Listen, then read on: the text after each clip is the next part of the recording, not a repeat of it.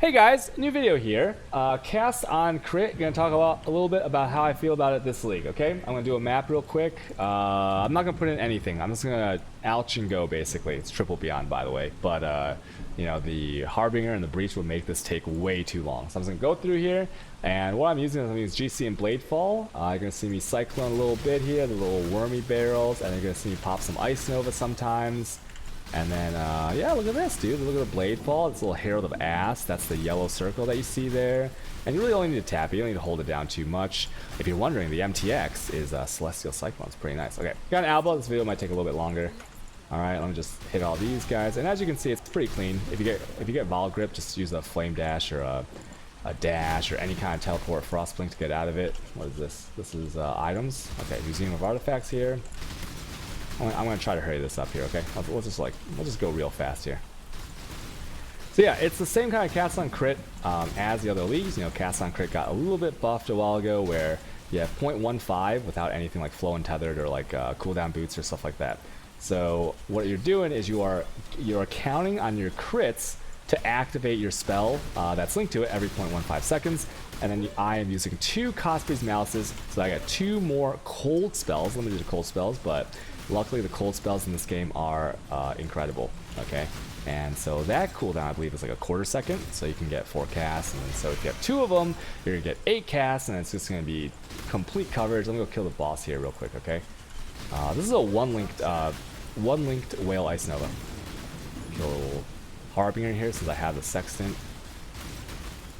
Pick up the loots, pick up the shrines. I'm using a goal.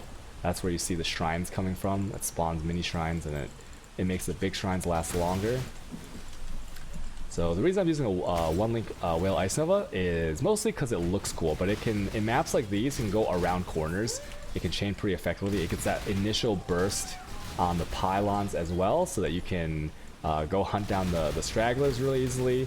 And the worst part about this, I guess, is looting, right? Because if you're not critting, your cool damage is not coming out, or like the really good damage. So right here, I don't have my Whale Ice Nova, but I'm gonna kill some mobs and try to show you right here. Right, you see that? It like it'll go into the building and help you out a little bit. But luckily, even while you're looting, if you're not doing damage, you have a Herald of Thunder going off. And if you get enough stacks, enough juice, your Herald of Thunder makes you into auto bomber. So it's a little bit of protection there. That's why I like Herald of Thunder these days. Like these days, all the builds are pretty much auto bombers if you're juicing, right? As long as you have Herald of Thunder, Ice if you're self-curse. Okay, so it all procced. See, this isn't a perfect proc because I'm not spec'd into the Ice Nova.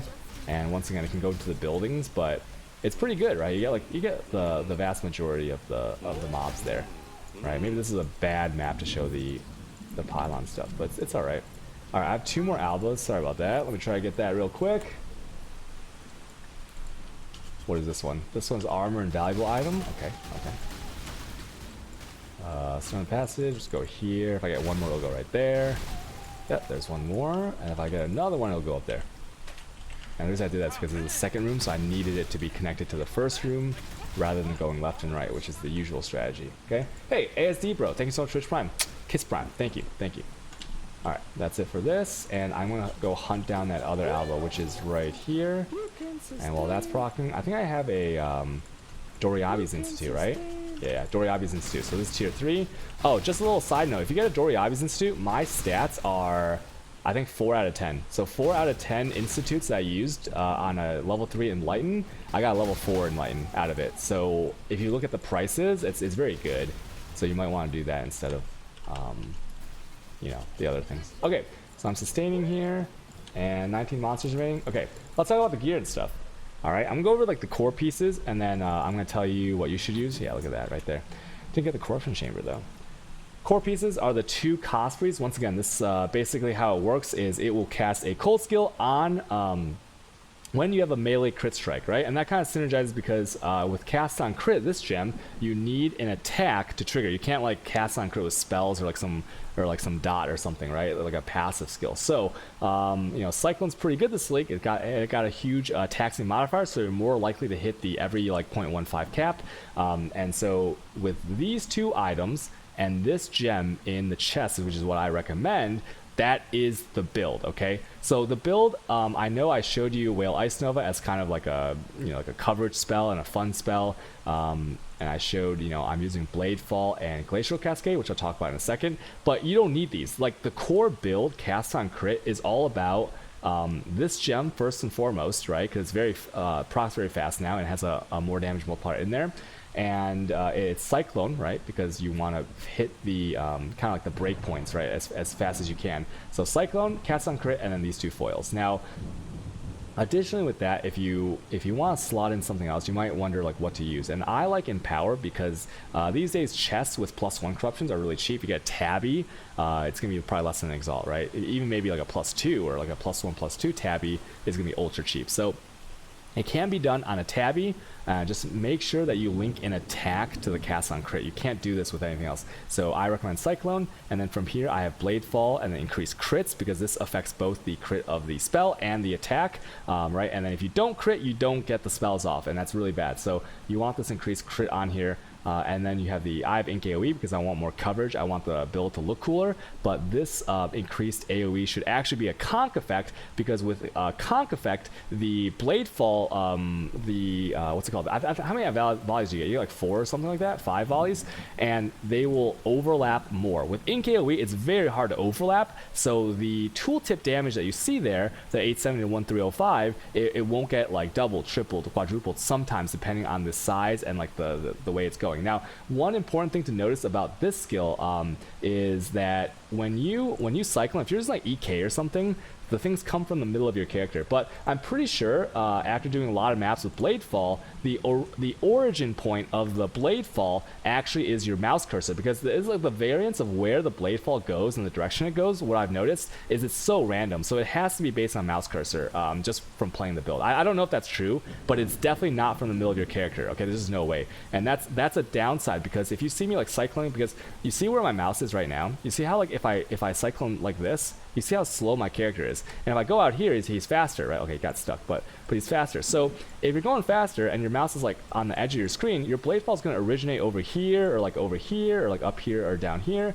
And so the blade fall skill might not really target the things that are instantly around you, which are dangerous. So keep that in mind, and you might want to, like, if you're in a huge pack, you might want to like do this, right, like close to your character. That's just a tiny thing that I noticed. But if you use another skill which might be more effective, like EK might be more effective after the buff, you don't have to worry about that. But if you're going to use this, probably use Conk Effect for overlap, and then I use it in power, because once again the +1 will apply to the power and the +2 will apply to the actual skill. Make sure you get the correct like +2, right, that applies to the skill tag. And then after that I just have that's all of it, right? You want to get a 21 Cyclone, because the 21 Cyclone gives you another radius, so you might be able to crit monsters from a tiny bit farther away. The other things don't really matter though. 2020 here, 2020 here, 2020 here, and even level 3 should be fine. But then in that case, you might as well just be going Control Destruction, okay? So that's my setup, and once again, you can swap out this skill for any skill. It doesn't have to be cold like the Malices, okay? It can be any other skill. I suggest testing out whatever the hell you want. Now, in the Malices, I have 2 Glacial Cascades, and they are actually like 2 links, right? Because Ink AoE is just to make it look cool, because I have Gore Herald, or Gore Glacial Cascade, Glacial Cascade on it, right? And then I have Cold Pen, right, for the map mods. Now, if you're going to play Glacial Cascade seriously, you do Conk Effect, because Glacial Cascade overlaps. That's why the fizz damage is so low. It's already converted. And so the Conk Effect will make it overlap way more, giving you like a double, triple multiplier, sometimes depending on the size of the monster. Now, also, one thing here is that I guess if you have Ink AoE, it does make it go further, okay? And there are Threshold Jewels that can do that too, but you don't have room for this, okay? So Ink AoE is just for a little bit of coverage and to make it look really cool, but you want Conk Effect in here probably. In here, you can use anything else. You can use Freezing Pulse. You can use Frostbolt Ice Nova combo. That's really good. Ice Nova itself, you can use... I mean, hell, you can even use Ice Spear or like GMP or something, right? So it doesn't really matter. Just put some cold skills in here. I've chosen GC. Okay, these are the core parts about the build, okay? Other things I'm using my Cyclone Rings, because I have negative mana, which makes the Cyclone free. It makes the Frostblink 4 mana, so you don't really have to worry about mana ever, right? And then Cinder Swallow makes it so the recovery makes it not an issue at all, even if it costs like a little bit. The other parts, Solstice Virgil is to make your buffs last longer. The Combs Roots and the Shackles Wretched Temp Chains, you can just YouTube Temp Chains build to see how that works. It just slows down all the buffs, right? You're stealing the buffs with the Headhunter, you're stealing the buffs with the Inspired Learning. This build I'm using 4. I have one right here, one right here, one right here, and one right here. If I took this out earlier, you can either use a Tempered Mind for the... what's it called? You can use it for the 1600 accuracy right here. If you don't take Cruel Prep, you'll get... No, 1500 if you don't take Cruel Prep. If you take Cruel Prep, you'll have 1500 accuracy with a Tempered Mind. Get one with like a implicit on there because it's really cheap. And other than that, I have this here because it's a physical damage build, right? GC and Bladefall are both physical converted. And so look at that. Pretty cool, right? And if you want to, you can actually... You don't need this though. You can get another Conch Potency in there or something like that. Okay, this is the skill tree. Physical damage, spell crit, spell damage, all that good stuff, and then most importantly, hitting the Inspired Learnings up here. Assassin, because Assassin on the first hit and like when they get hit by the spells, they're going to be always taking the crits, right? When you have more crit like this, when you already have power charges and stuff, you're basically always going to be at 100% crit, to the point where my Cyclone, if you saw the Cyclone in the first pack, look at the accuracy, 7279. It's really bad, like unbelievably bad. But it's still fine because if you have 100% crit, you can think of it as other builds that have 100% hit but lower crit, if that makes sense. So you don't really care about accuracy here. But once again, if you take a Tempered Mind here, you'll go to 95, 90. Well, actually, if you don't take Cruel Prep, you'll go to 96, 91. Okay, which is very good. Other things about the build, just talking about the types of damage. So converted damage, this league is insane with all the steals and with the meta being Inspired Learning and things like that, right? So when you have a skill like this, a Glacial Cascade that's already converted, and then you have a Watcher's Eye such as this, that's 40% converted, it's fully converted. So you get the double steals, and then you also get like flasks like this, and Azubi's is insanely strong because it gives you both. Look at this, like Taste of Hate is really good because like the fizz damage is as of extra, right? And then it always takes the base even if you convert. So increased when you steal 100% increased physical damage, which is a very common mod that applies to the base and it gets multiplied. So it just gets multiplied a billion times, and so that's why like physical spells are like the forerunner in the meta right now, right? And also one thing to note is that the Bladefall is only 40% converted, but it still gets like massive benefits. If you want to, you can take Winter's Spirit to get 80% of your Bladefall, or if you don't have you can do like Spectral Drill for Glacial Cascade, but I don't think you'll use that unless you don't have the Inspired Learnings. And then you can also take there's like some glove things and stuff like that, but I don't recommend those, right? Because Temp Chain setup is extremely powerful. You will literally hit damage cap on both of your spells. This GC is a 2-link, right? And this does not reflect on the tooltip, but GC hits damage cap, like 2 billion something damage, which is the current damage cap in the game, right? Like I think for like one hit, and it's essentially a 1-link on the tooltip. So you can see how crazy fizz conversion is. Other than that, what else am I using? Flasks. Okay, so if your gear is really bad, you will drop your Taste of Hate or your Azubi's, right, for a diamond flask of dousing. Okay, Ignite is very bad when you have a Temp Chain set up, and it stops your stolen ES from stacking. For example, if you have 9,000 ES, you go to 30,000 ES, but the Ignite took you to 0, you don't gain that extra like 21,000 ES or whatever, right? You just stay at 0. It's terrible. And so and so you probably want a dousing, right? You could also do grounding. Shock ground is really laggy and dangerous in this game, but yeah, whatever. I recommend Diamond Plus of dousing. Okay, the Cinder Swallow recovery, I use this on literally every build for mapping. Like these days, this flask is one of the most powerful flasks in the entire game. Recovery is on par with old Whale Pact, and Leech is complete garbage, okay, in the situations in which it would matter. Quicksilver, Altruist Quicksilver Flask Adrenaline, use that on every mapping build. And then the Dying Sun is just for a little bit of AoE, because both skills, the Glacial Cascade and the Bladefall, are both AoE based. Projectiles could be nice if you use like EK or something, but you know, doesn't matter too much for the projectiles. Okay, it's mostly for AoE. And then also the most dangerous things when you're opening strong boxes and elite content is beyond proccing a DD, right? Baymeth DDing your ass when there's a lot of especially on a 90% avoidance map if you don't have Herald of Asp, because everything will explode, right? Because you don't clear the corpses. So the most dangerous thing is Behemoth doing a DD and maybe explode, igniting you, and you don't realize it, or a volatile hitting you when you don't have stacks. So those three things that I mentioned will be negated by using a Dying Sun anyways, even if it doesn't help any of your skills you choose to use, because remember, you can swap out these for whatever you want. The Adzubi's Promise, once again, is for double conversion. It's very powerful. It's a true more multiplier twice. Okay, so you can like activate this in POV and see how much your damage goes up. Really crazy. The better it is, the more 100% converted you are from fizz to cold. Those are the flasks. What else? That's about it, right? I talked about the solstice. The goal is really good. I talked about this a lot. It helps you hit the temp chain's curse effectiveness cap. If you like clicking on shrines, you should get it. If you don't like clicking on shrines or you're too fast, don't get it. Massive shrine is really good for the build. Resist shrine is +3 max res, right? And what else? Brutality shrine actually works. It's insane. And even the defensive shrine, you get a little bit of ES, you get a little bit of recovery. If you're not temp chained, the acceleration shrine will make you move faster. It's crazy. Good helmet right here. We can use whatever else you want. Other than that, be assassin, do this, get the AoE nodes for a little bit more coverage, and that's it, right? It is a headhunter build. It does use inspired learnings, which is the meta right now.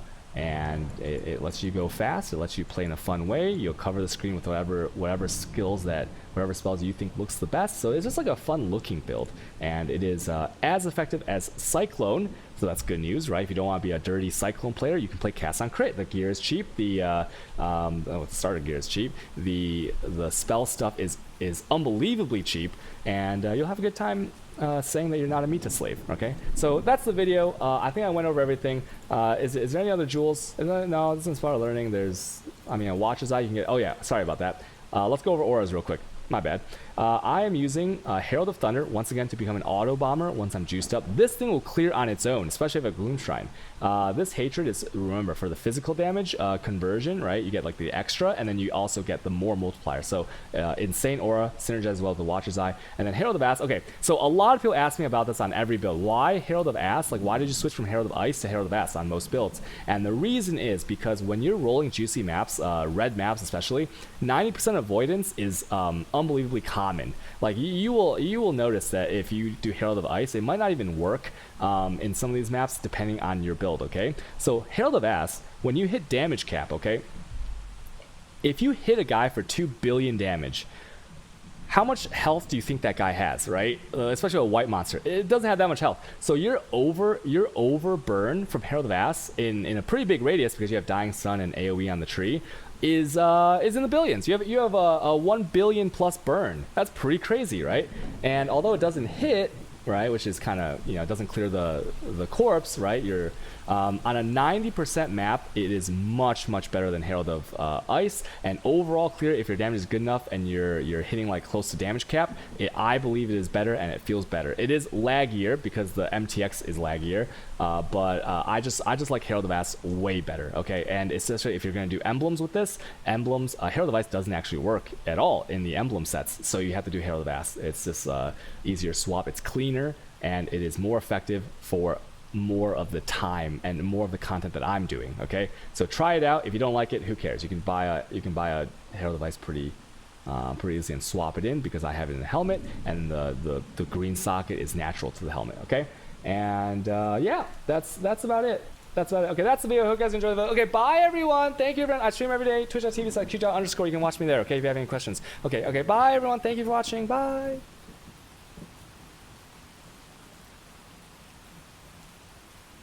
All right, that's it. Let me make a stream marker. That's my video right